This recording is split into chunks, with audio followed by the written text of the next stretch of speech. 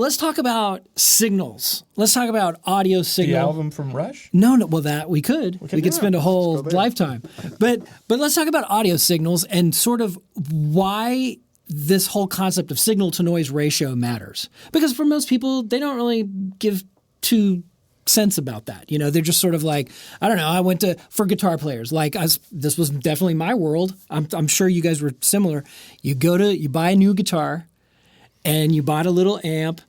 And what's the first thing that you do? You get the cheapest cord that you can buy. Because I already spent all my money on the amp and the guitar. Exactly.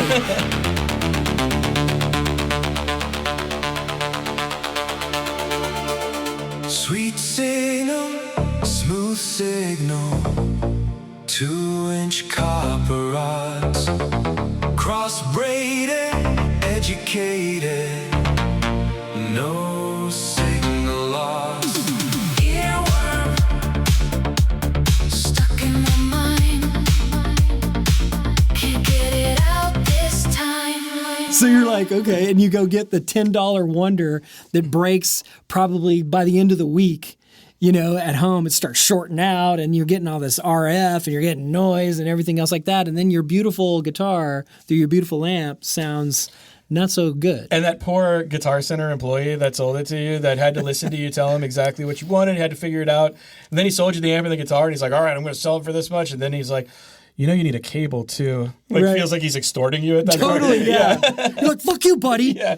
Oh, you know, you're going to need a strap. You're going to need picks. You're going to need. It's like, totally right. And how many of us remember? I mean, I do. I remember if I didn't have a guitar cord when I was a kid, I did not go to a music store. I could just as easily go to Radio Shack and buy one of those long, you know, super spiraled ones. Or like the clear colored ones that you could see through. Yes, Ooh. Totally. Those were very sexy. Woof. Right. It's a big woof. No, they look good. They look good. They look cool. They looked at cool the time, but they did not. Sound good. They did not sound cool. Welcome to Earworm episode 17. I'm Patrick Cloud. I'm Brian Clark. And today we have a very special guest. He's an artist. He's a musician. He's an entrepreneur. He's an author. He's a world traveler. Yeah.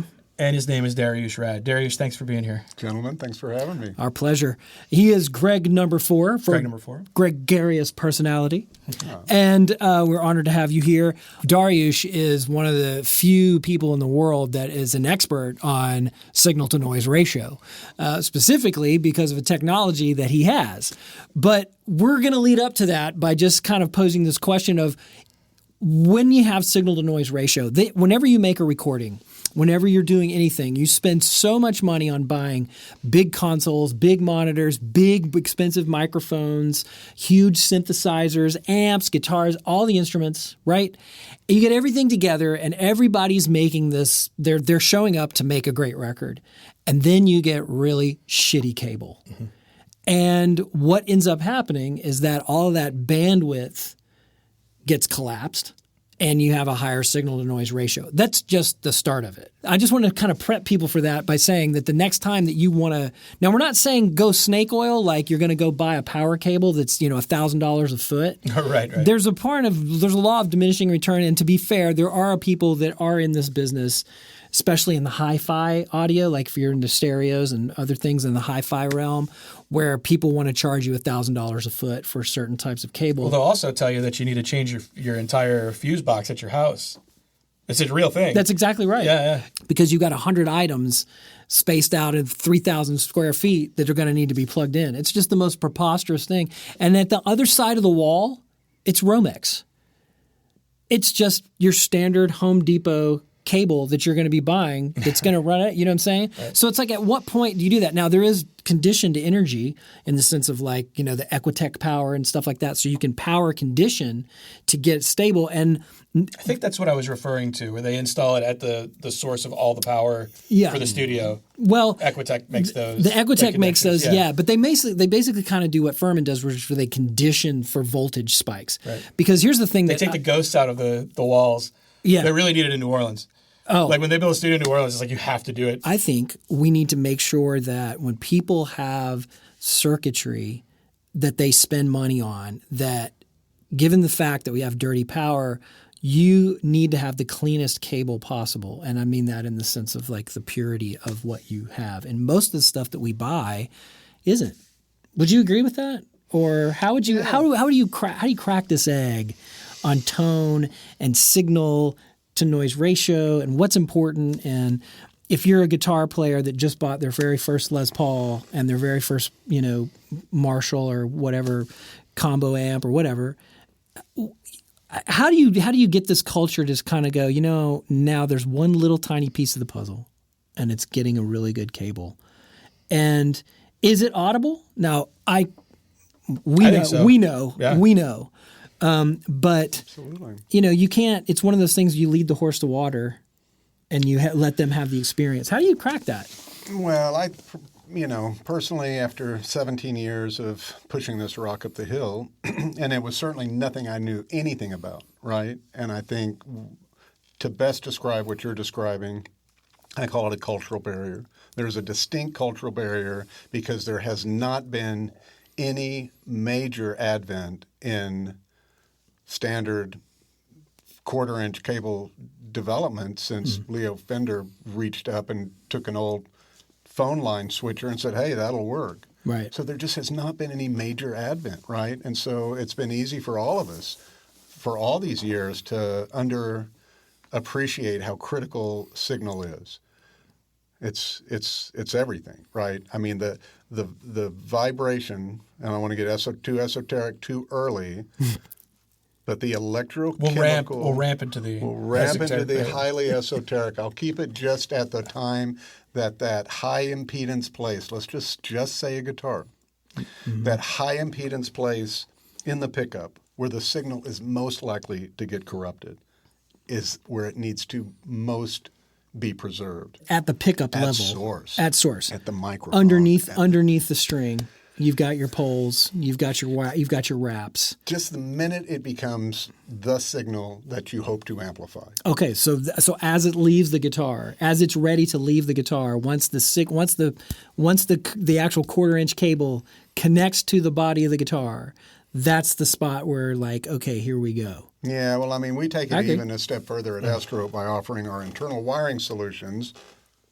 Yeah, that- that's right at the birth of the signal. Now that's Yeah. the birth of the signal, Okay. right? Or even more, if we were to start, creating wind wire. But regardless, you're exactly right. It's there at that place where the signal's most likely going to get bombarded with RF, corrupted, bumped around, and that is not a good thing. Right? So it's coming from the heart of the musician, the heart and soul of the First. musician, and you're trying to preserve that. Amen. And make sure that that's translation. It. That's it, man. I mean, you think about where that spark of inspiration comes from, it's electrochemical. But ultimately, it's electromagnetic. Right, it gets transduced. It is. Yeah, and absolutely. then that energy is coming out the tip of your fingers. You want to preserve that.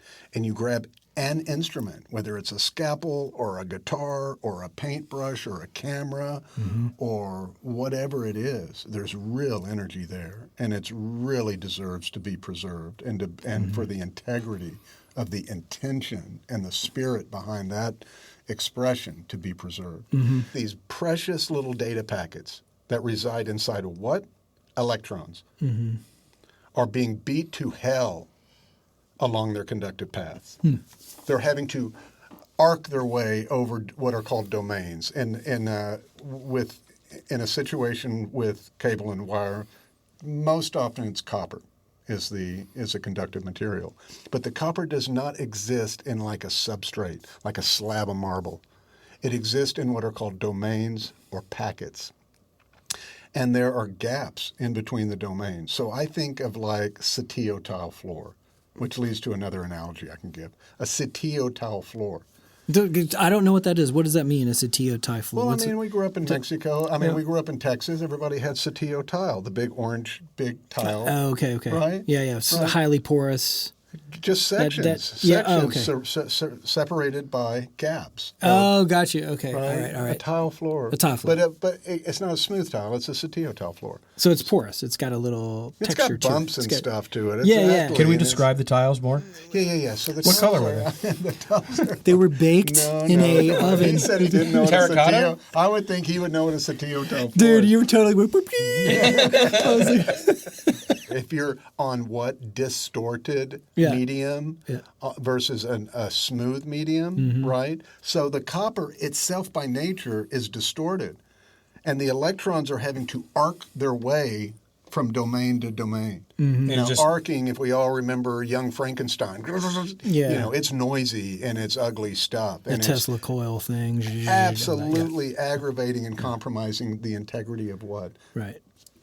It's just intention. disrupting Yeah. the signal between. It's distorting, disrupting, canceling, screwing it up completely. Why are we talking about tiles? Because we're describing the fact that copper does not exist as a substrate, that it exists in domains and packets. Now, if you know the top of the floor, I'm talking about the Mexican tile. I do. that I do. everybody I just had, didn't know right? what that was called. If We're you just just would gonna have said call it- I would Mexican think tile, I you would know have been. of everything. Damn it! We'll put a Brian. graphic How up. can you- We'll put a Let's stop the camera. I actually knew something that Brian Clark did not. That's a celebration. Can we? Can we Wait, get- wait. Oh, give don't it- worry. This is all getting recorded. Hey, just wait another 5 minutes because there's going to be more. Yeah, There's that's coming. Say Mexican tile. You take a tennis ball and you gently roll it on a Latino tile floor. Yes, What's going to happen to the tennis ball? it's gonna go. Thank you. Path of least resistance. And if it's Yeah. got yumminess in it, what's going to happen? It's going to get banged up and beat up. Right. Right. So one of the things we've learned to do is heal the gaps between the tile. Right. Yeah. To heal the gaps so that you have more of a substrate. Right now, if you take that same tennis ball and you go to just a polished marble floor and you gently roll it, what happens? Oh, it's going to be amazing. And it skates. Yeah, It's fast. yeah. Very little resistance And the integrity of what's in there, it's preserved along the conductive path. for Right, longer 'cause distances. For longer distances, faster. Yeah. So, and when you say we're talking about Asterope, which we haven't sort of done, but what you do so magically and what Asterope does so magically, and I can say this as an endorsee, non-paid, but and I would never want to be paid because I believe in the product so much, but. It doesn't matter what it is. It doesn't matter whether it's what gauge of Asterope it is. It doesn't matter what use you're putting it in, whether it's a speaker interconnect, whether it's from a console to your monitors. It doesn't matter whether it's a microphone cable, guitar cable, synth cable, bass cable. It doesn't matter. I can tell you from personal experience, and I can just encourage you to have your own experience. You will hear a difference. And it will be a difference that will allow you, if you play an instrument, you will become, at least this is my experience, you become more connected with the nuances that cheaper cable never gave. Monster Cable, Mogami, George L's, you put them all up to that, and I have a deeper connection with my instrument and my touch to the strings or whatever it is that I'm trying to manipulate with this cable. I totally agree. You know, Brian, and Dariush knows I've told this story 1,000 times, I think, is that I just got one instrument cable from Dariush. I think I got it from you first. And I went home and I changed the cable that I had my guitar to the amp to. That's it. And it was like, wow, if they could put this in a pedal, I'd pay a lot of money for this. You know, it's like just, that's how kind of a cool thing it is. Like there are people who spend thousands of dollars to clean up their signal when really they just might need to replace their cable. Yeah. And that blew my mind. And then when we were at Ocean Way and listening to the Alison Krauss track through the different iterations and being able every step of the way, you could hear more of her breath and more of her lips and more of her cheeks and her bones like moving and hearing that. And then the sound of the fingers on the guitar, like just the presence of that sound that just kept being enunciated further because it was getting more to the natural sound of the music in general. So those are two things I just like have totally floored me. And I'm telling everybody about this stuff. Thank you, brother. Yeah. It's exciting, and those are great descriptions. I mean, it's like it's a resolution. It's a function of resolution, right? Because the data in the electron the original data is preserved better along longer lengths as well. I've got a 50-foot Asterope I'll put up against anybody's 10-foot. That's a standing offer, and we'll smoke them, and I'll, Yeah. So length is dealt with, transients are dealt with, but it's that beautiful thing you're describing, where the presence and the resonance and the resolution, just truly, the resolution is so much higher. Things you don't even realize that you lose. I mean, you really just don't until you have it gained back. So what I've come to believe is that when you're able to maintain the integrity of the intention, of that electromagnetic pulse, of the data, and it arrives where it needs to go. Right. unimpeded, that that what the end result is that it's absolutely so phase coherent that as those vibrations move into the room, they're not canceling each other out because the gear has got in the way. And I'll say this out loud and then you guys can chew on this. I have come to believe without question, not only in audio but also in aerospace, that every piece of gear is over-engineered to try and salvage a corrupted signal that will never be salvaged. And how do we do that? When we sit there in front of our stereos when we're in high school or college, man, we get it all set up, we put it on the record, and the first thing we do is what? Check it out. We tweak the bass and treble. We start adding noise to do what?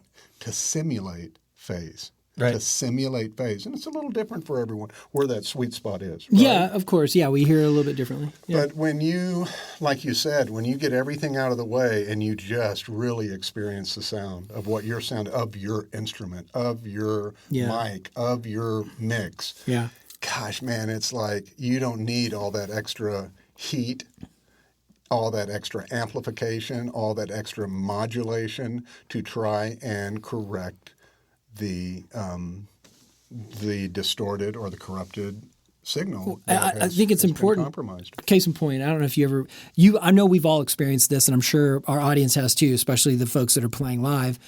There's this moment where you go in, you do sound check, and you're like, yeah, man, like you do sound check, and you're like, yeah, everything sounds good. Like my tone is happening, right? Nothing changes. Nobody went, no one popped a string and had to put a new set of strings on, or you didn't lose your cable or whatever. And then all of a sudden, you get back on stage and you start playing again and you're like, wait a minute, my tone's different. And the audience isn't even fully in their seats yet, right? So it's not like, oh, it's because it's a full house and it's changed. I'm just talking about your tone is different. Like the way you're interacting with your instrument is different. What is that caused from? And the reality is that a lot of cities have dirty power. And depending upon the demands that it has on the grid, you get to this point where you get a spike or, the grid's pushing out so much stuff that if your amp is basically in a sweet spot at, say, 120, you could be drawing current from the wall, could be at 123, or it could be whatever, right? That's really interesting. I just think of like, you're at a venue and they turn on all the popcorn makers and all the hot dog machines. And all of a sudden, the guitar player sounds different. Yeah, it's just it's a funny concept. It's absolutely 100% true. But it's absolutely 100% true because I didn't realize this, and I can never figure it out for much longer than I'm comfortable admitting. And basically, I got to the point where I carry a variac around and a voltage meter. And what I would do is I would get on stage and I would measure the voltage, and then I would set, because my amps generally don't run at 120. I like them sagged a little bit, or like a 117. Anyway. For certain ones. Nerd. I know, right?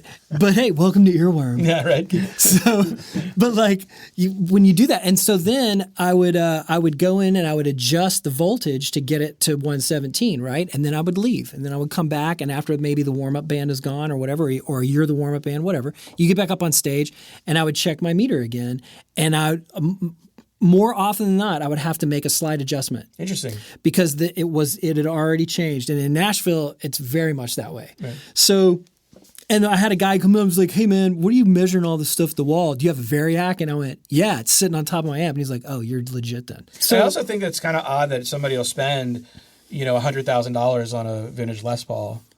And then have a $30 cable that just totally wrecks the intended nature of a PAF, right? What's an analogy for like cars? It would be like if you bought, a super exotic tires, one of six. Yeah, it'd be like, right? So it'd be like, or wheels, like you just put on the cheapest wheels with the cheapest hubcaps, but you had a Bugatti Chiron or something like that. That's a, $7 million car. Right. It makes no sense. Yeah, put Chinese tires on it. Yeah. And it starts just shaking its way down the highway. Little go-kart tires. And it doesn't even have to be a high-end instrument, because I can tell you guys it will take a much lesser engineered instrument. It'll take a cheap guitar and make it sound amazing. Oh, absolutely. Absolutely. Because there's so much yumminess in there that's just getting quashed by a technology. And to use the word, if I could, that you're using, evolutionary. I absolutely believe that this stuff is evolutionary. Most technologies are built in an evolutionary way. Every now and then something is revolutionary. And so it's that cultural barrier. Like, oh, come on, could it be? Right. And sadly for some things, you just have to experience them. Somebody can describe, an amazing film or an amazing food or an amazing, moment or location, and some things just have to be experienced. You can hear about it, but I think you're right, Brian. I think there's such a cultural barrier because there has not been any major advent in this realm. I don't want to not say ever because there are some fine cable manufacturers out there that I respect tremendously, but I think overall it is the way understated component in the signal path. And like you said, whether God, you spend so much money on your guitar, your amp, not to mention how much of your life you pour into honing your craft, and then you trust the most precious component in the entire expression. Yeah. Right. The data, the interconnect. expression, the electromagnetic reflection of your heart to anything inferior, then it's sad. But I think it's funny that you said there hasn't been like these moments, but I can tell you that anybody that uses Asterope does think that it is an advent in technology. They know that it is, and that's what it is. It's a matter of getting people to hear it. I want to go back to the technology for a second because something that I learned from you that I did not know before is about the directionality of the way that the electrons behave. Can you talk a little bit about that? Yeah, it's cool. And there's so many people go, oh, that's BS. It's not. It's not.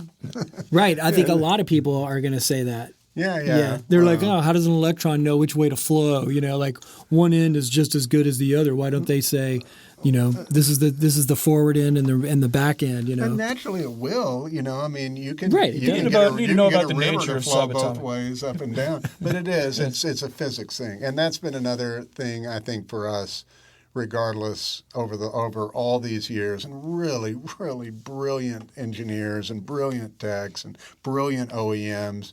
But the minute they plug it in, they're just like, wow, wait a minute. Mm-hmm. So on the directionality thing, a couple of things. When you take a conductive material, in our case copper, and it's liquid and it's in a vat, and you're pulling it, in our case, extremely very high-stranded solution, right? Most of our competitors have strands, and we have many strands. But when you pull that, the direction that you're pulling the conductive material into that fine strand of wire, there's a crystalline structure at a molecular level, and that crystalline structure tends to want to line a certain way, right? In the direction it's being pulled. In the direction it's being pulled. So not to say that it can't go the other way, but there's just a tendency that would, I believe, if we think of it magnetically, right, if you were to think about nonlinear magnetics or standard magnetics, there's just an energetic tendency. We know what we're talking about when it rains and static changes and stuff. So that's part of it.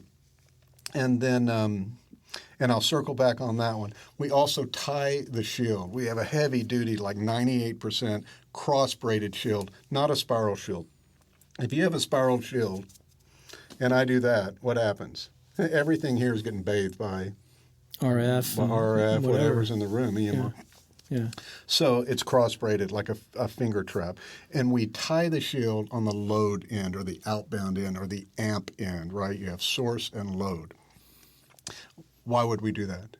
Because if it's picking up any noise, it's picking up any noise or any malevolent frequencies, you want to dump them at the amp. You don't want to dump it back into the your instrument, right? Where that signal is so frail. So that's real, right? So it's called telescopic grounding, and we tie our shield telescopically. And then I've got a brother who is an engineer at Boeing. He just retired, and we were talking about this, the first component, right, which is just the crystalline structure. And he said, Dariush, think about this. We've both grown up in Ruidoso, up in the mountains.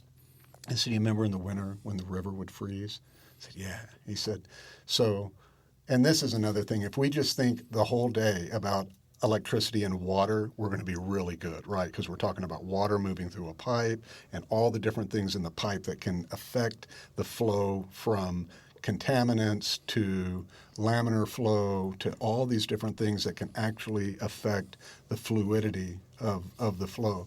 But he said, okay, look, Dariush, so the current in the river, when it's moving down an icy stream, if you get really close and look at all that ice and the structure that it's containing the energy, you'll notice the crystals in the ice starting to follow the current, right? So hi-fi guys will take their wire, and it won't be good wire to them until they've burned it in for 100 or 200 hours, and it's legit. No, and it's legit. And That's amazing. Yeah, no, and it's part of, look, that's where our wire was originally developed, was for hi-fi, right? And those guys try to beat that thing, and you need a lot of money to try to get people to get it, and it's a noisy neighborhood. And ironically, 2 or 3 of the absolute best players in that field, Jenna Labs and Terra Labs and all these guys, they're all coming out of aerospace. So my story's been kind of weirdly going the into other way. aerospace. Yeah. But they get it. And it has little settle on. Those guys are like weaving their conductors and stuff at a certain distance because of capacitance in the it gets affected. And it's real science. We've just got our formula and I just didn't want to play in that field. And because I'm a musician and all my best friends are artists and brothers, I wanted them to experience and them to have it. So that's that explains. Does that help with the directionality? It does, yeah. It actually explains it quite well. And you actually mentioned, going into aerospace, and I know that's been a big part of your journey this year. And I think as a musician, and Brian, we love the top end of nerdery, right? Like from Star Wars to Did you hear that? Sampling TC Electronics 25-year-old fireworks things to get sounds. Yep. We like technology. It's really interesting to us. And when I found out that there's a studio cable, guitar cable that I already love that is going into aerospace, I feel like that's something that should be shouted from the mountains. I think a lot of musicians, especially studio people, really love the fact that something's high technology, right? Because it tells them that they're thinking about us too, right? So what was the impetus for you wanting to take that side of the division and start showing it to people? Well, before I go into that, I honestly want to say thank you, because the timing on our meeting and getting together on this has been serendipitous on that front specifically. Because when I first, honestly, what took me into that? Me wanting to get the hell out of the music business. I had just wrapped up a 5-year stint with Larry Fishman as my distributor, who is an absolute best friend, brother, mentor, uncle, big brother, whatever. I mean, Larry's a cat. He's one of the godfathers of the MI industry, sharp as hell. He's a guy that would spend half his day at MIT and the other half at Berkeley, And so talk about music and science and really having a head and just a good business head and all. And for those folks who aren't in guitar land or acoustic guitar land, Fishman is one of the juggernauts of this industry that makes all kinds of products for acoustic acoustic guitars to be amplified. I mean, I just remember the pickups were always like the acoustic pickups were like, and a lot of the prog, prog guys like Polyphia and those guys, they're those guys are all using Fluence now, pickups, which is a solid state. It's not coil wound, which is really and it's a different sound. Totally, it is a different sound. And then they've obviously dipped into other things too, like effect processing and modeling and stuff like that for acoustic guitars. But mostly an acoustic instrument like stuff and acoustic amps and stuff. Cool. Violins and cello, everything. He's had a great career, continues to, and just develops a lot of super cool stuff. And we had a mutual friend, Bill Vorndick, who was one of the quintessential acoustic recording engineers and probably, I would say, one of the most loving educator mentors. If anybody carried the mentor spirit in Nashville and beyond, it was Bill Vorndick. But if it was being recorded and it was acoustic, it was Alison Krauss or, Charlie Hayden or Mumford & Sons. He did all the Bella Fleck records. I mean, Bill was a cat, and we had a mutual friend. And the first time he heard it, he was just like, Dariush, Larry Fishman needs to hear this. And I'm like, oh, that'd be cool. So about 2-3 months later, I get a call, and it's like, hey, D, it's Larry Fishman. And I'm like, oh, come on. He's like, no, D, it's Larry. And I'm like, well, I guess Bill got through to him. Bill sends me a cable, And I'm sitting on this thing for like 3 months. I said, yeah, I did too, man. It was like, come on, it's freaking cable, you know? Yeah. Literally 3 months before I ever plugged the prototype I'd been given it. And he said, Christ, man, I was in my lab till 6 in the morning. I can just hold this shit over a piece of gear and it sounds better. God bless Larry, who to this day says Asterope is the most disruptive technology in the entire industry because it just makes everything sound good. And it's super cool because it's an ubiquitous product. You know, it's not like just guitars or just bass or just studio or just stage. Right.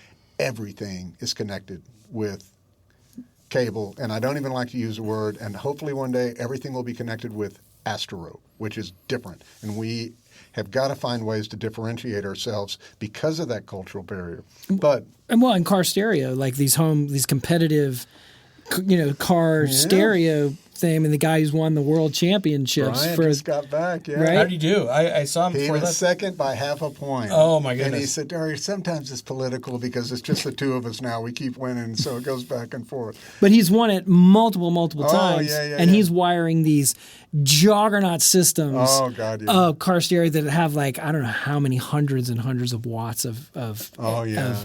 but amplification with Asterope for high-end Yeah. car stereo. He was like in Class C when we met. He was a tech out at Skyway, Brian Gill. He's a sweetheart of a guy. So Brian's in like Class 3, and we put some wire, just like a couple of runs to maybe one set of speakers, and he went into the Class A. And he said, Dariush, I jumped 2 classes. And everybody said, what did you do? And he's really sweet about it. He opened the back. He's got a Asterope logo on the back of his thing. I said, well, let's put some more in there. And he hopped up on the podium. Now in the first class, he's on the podium. And came back, and I'm like, well, there's only one thing we should buy wire your sub. So I put the 16 gauge on his sub. He went back, and he's just like boom, boom, boom, boom, boom. He keeps winning because, guys, we live in an electric universe.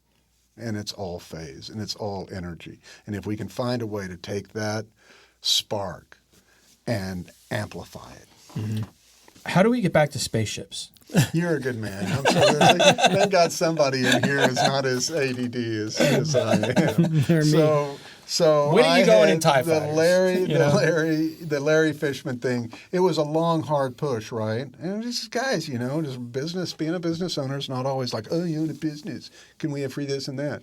It's hard, man. It's a lot of that though. So he takes me to a meeting with a guy from the NSA. He said, you need to pivot. You need to find another application for this technology. He said, if this stuff can do what I hear it does, and you could even add a 2 or 3% performance bump.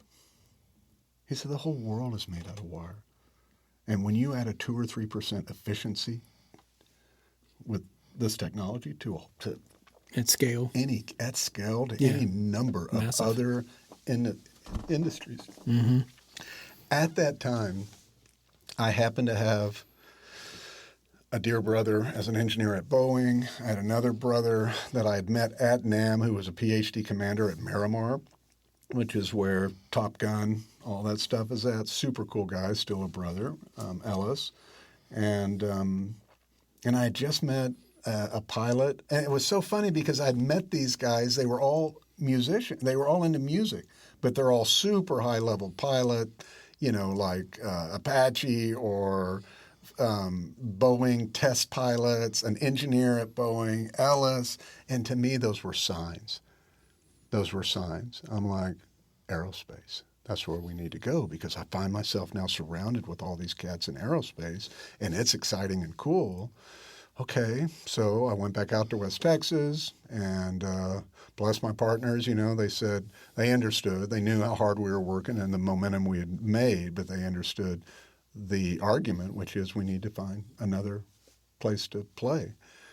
And so we ended up developing what would be considered an avionics suite, which is not more like a high voltage, but a low voltage suite, starting with 16 gauge, 18, 20, 22, and 24, right? Now this can deal with anything from core systems to comms and data. So it's got a nice breadth of function, right, from a frequency response standpoint.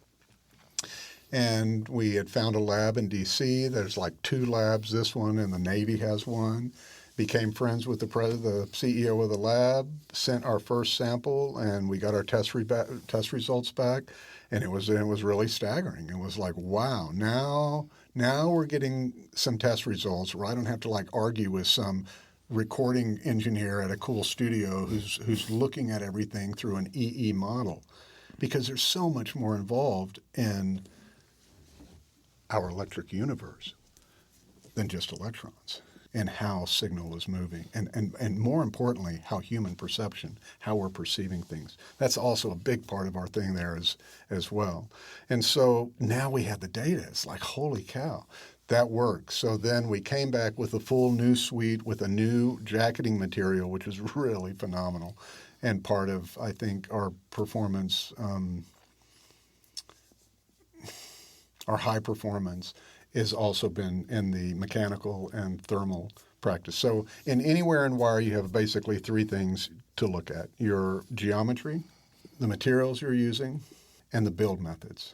And from that, you want to look at your electrical performance, your mechanical performance, even on stage. If somebody steps on your mic cable and it becomes microphonic, that's mechanical. And or it gets too hot and fuses the conductors together, that's thermal, right? Yeah. Now, all of those things are really critical when you're, at 15,000 feet. Right, flying at Mach 5 or something ridiculous, yeah. That's it. That was the first kind of beginning on getting a bunch of guys together who knew what they were talking about to figure out what products we wanted to develop, where was there a massive piece in the market that we could insert ourselves into, and those gauges meet 80 to 90% of all requirements in avionics. Low voltage, which is everything we're here in broadcast is low voltage, right? Performance, why so many more things are going wireless. I think there is going to be a heavy, heavy run on copper because of the lithium batteries and the battery leads that are going to need to happen as the world shifts to more and more electrical craft. Right, and so that's massive, one-odd, cable that you're getting to massive amounts of copper to manage the power. And because of that, I think what's going to happen is you're going to see more and more wireless this, wireless that at high frequency, because it's going to be easier to transmit high frequency, hence satellites and all this stuff. You can't move power around the air.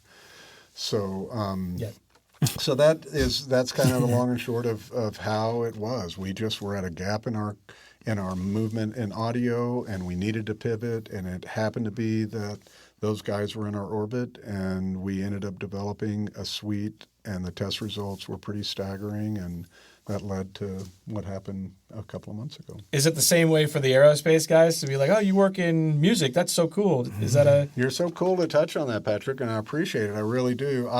At first, I was really paranoid to mix the two. And I think I shared with you the other day. I was like, oh, baby, it's chocolate and peanut butter here. That's right. On, oh, yeah. That's right. It is, right? Oh, yeah. Chocolate and peanut butter. It's Rocky Road. Yeah. Well, it's like, 2 great things that go great together. For a long time, though, we were just cautious, because we didn't have anything real. We didn't have any real activity. We didn't have the test results. We didn't have invitations to speak at aviation forums.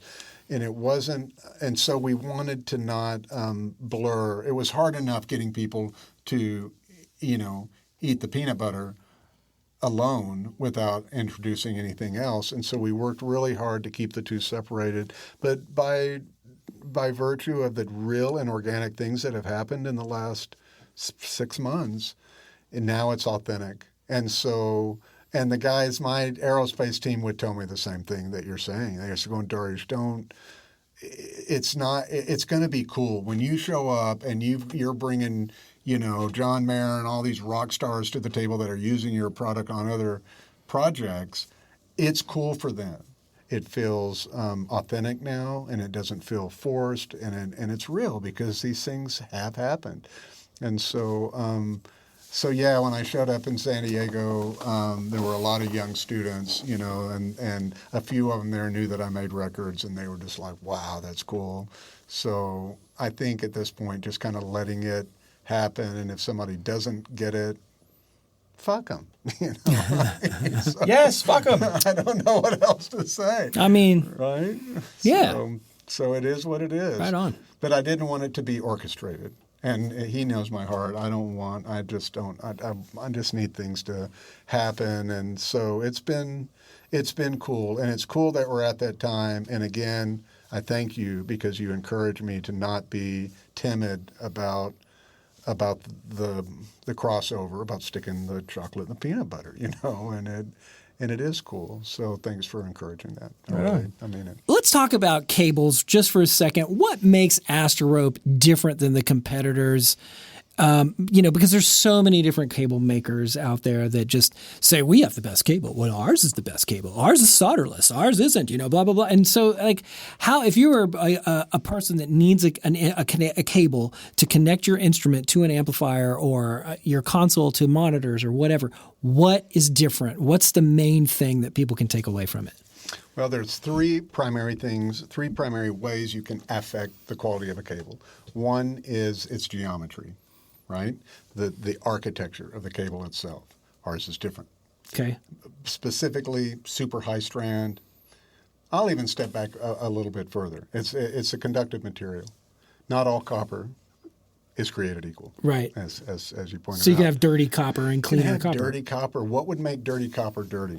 What element in there? Do you know? Lead, maybe? Lead. Good Right. call. It's lead. Right. So you're an electron and you're moving down the path and you're feeling cool. And it's like every time you come up to a piece of lead, you got to step around it, arc around it, move around it, right? So a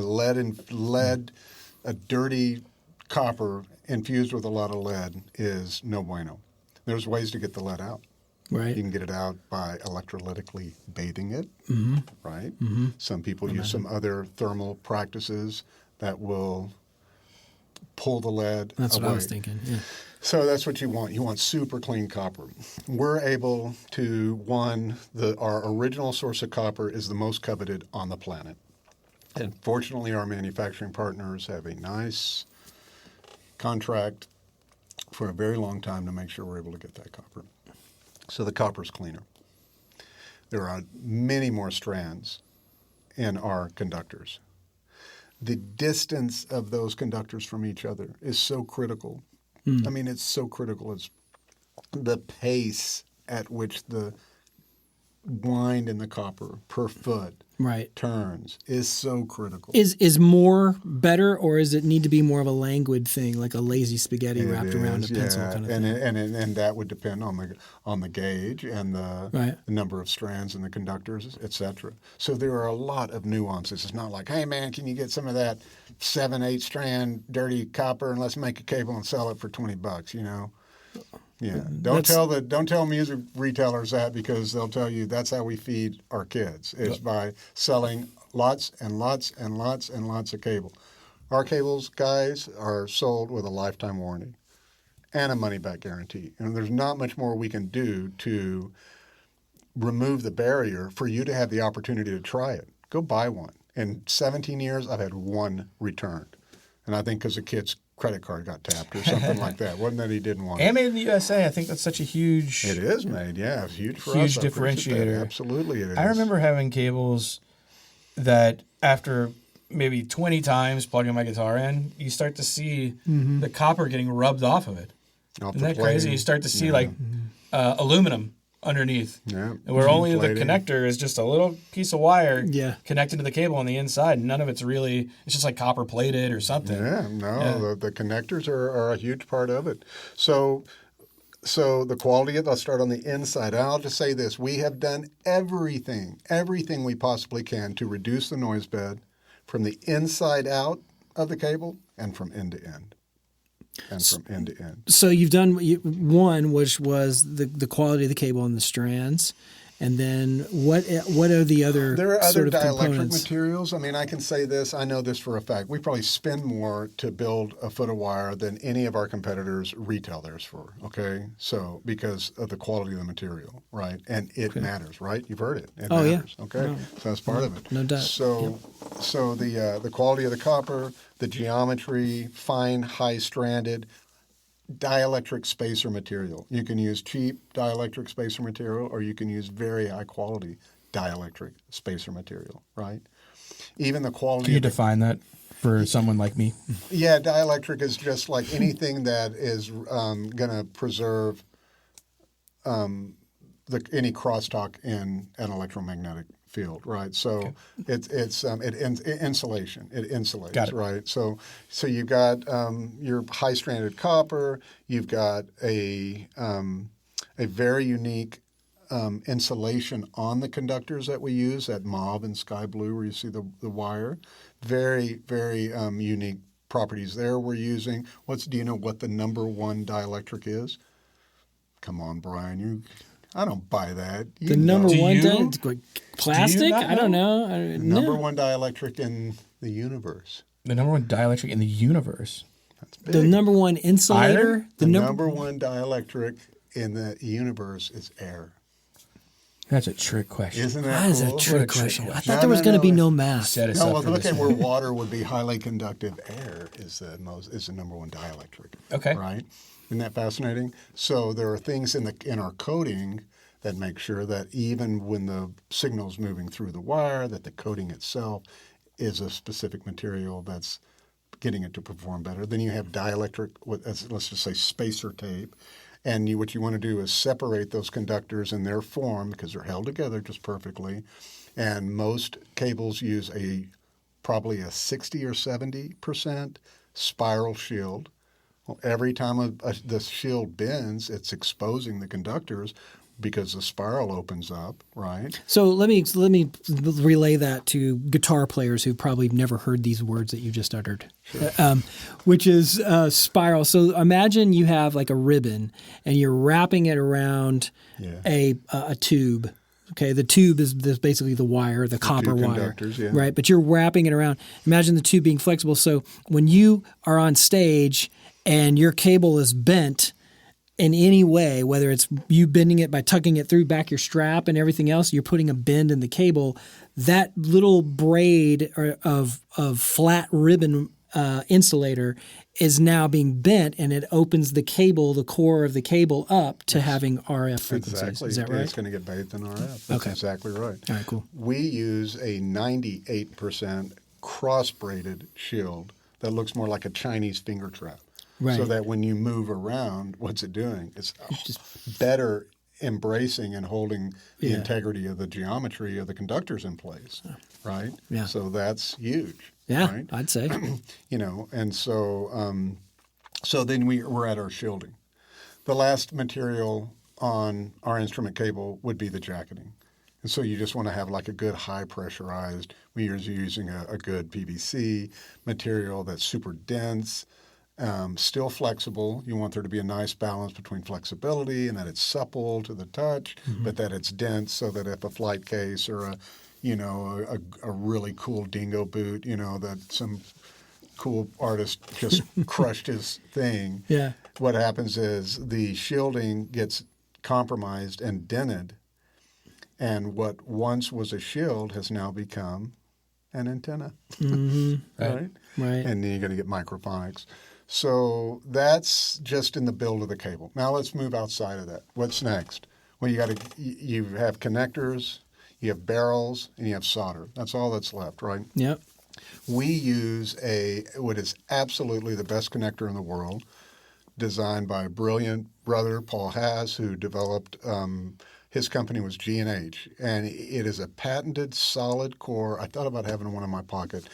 It's a solid core, say that straight connector right over there. Every other cable out there that's not using this technology, think about that Les Paul and that amp and all that signal and every other cable we played with in our lives before now being reduced to a blob of 10 Right. before the insulation plate.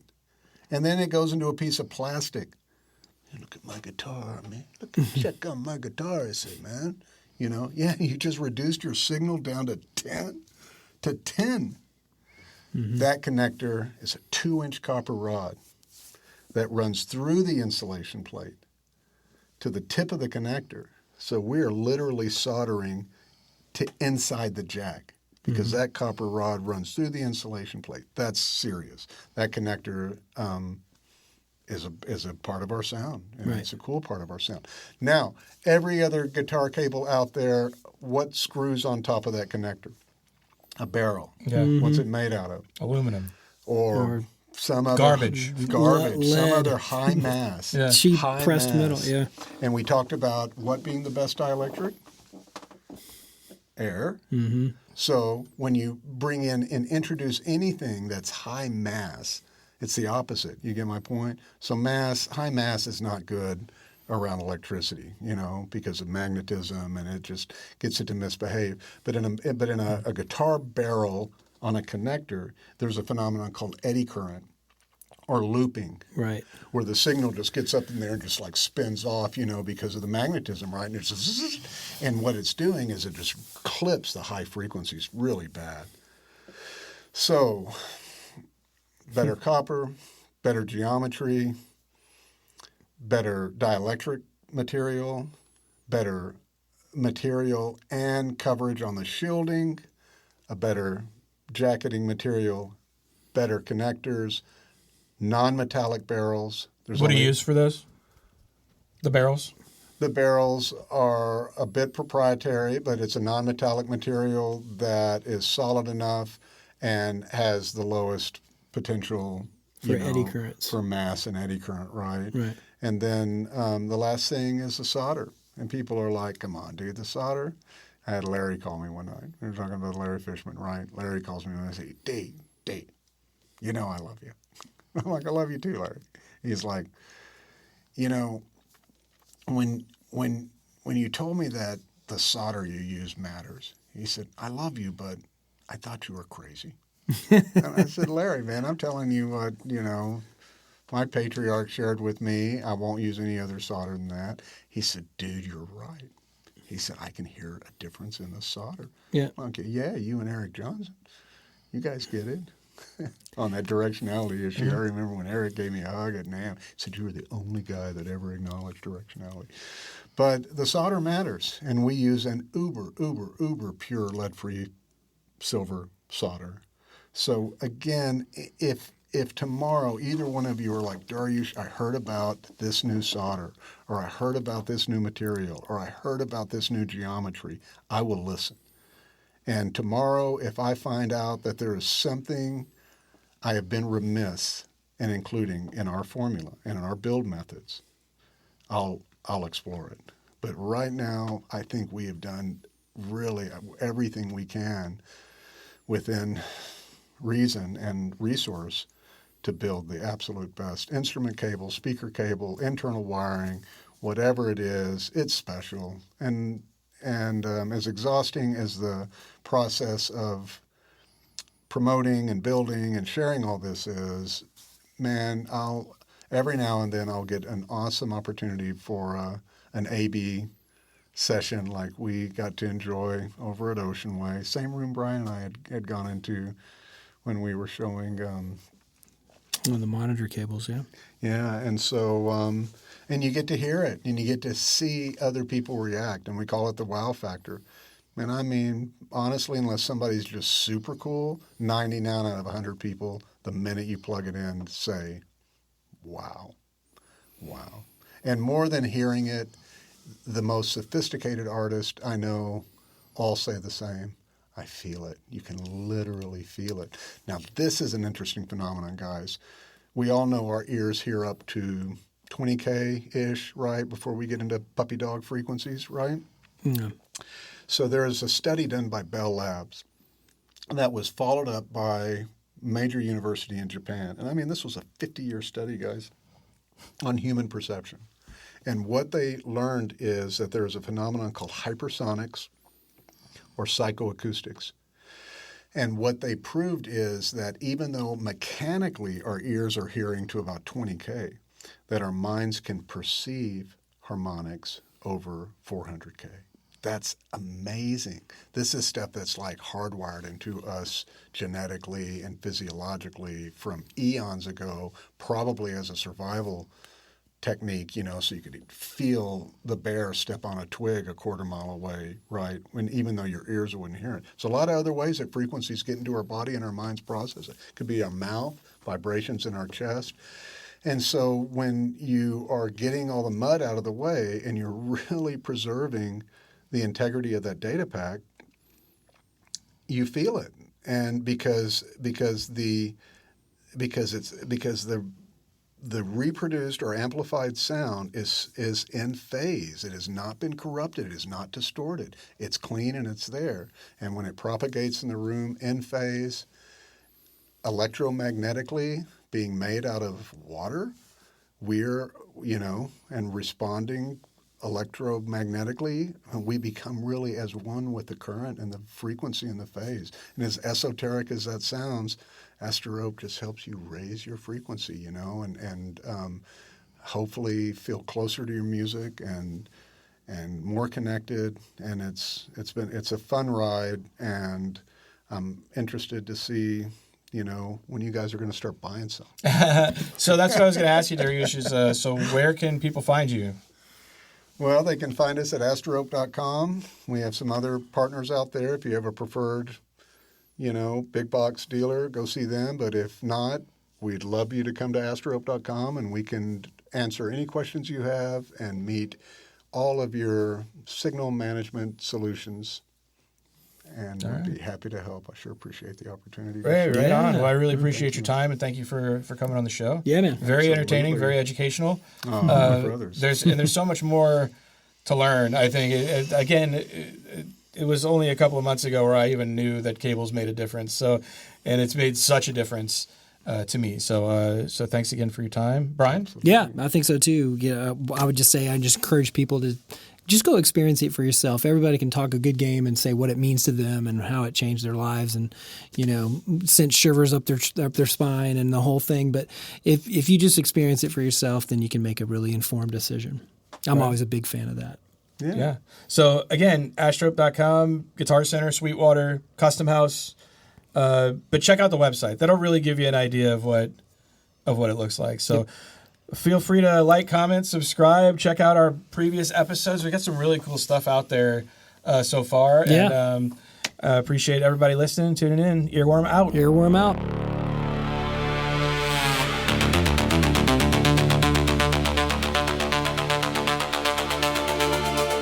Sweet signal, smooth signal, 2-inch copper rods, cross-braided, educated.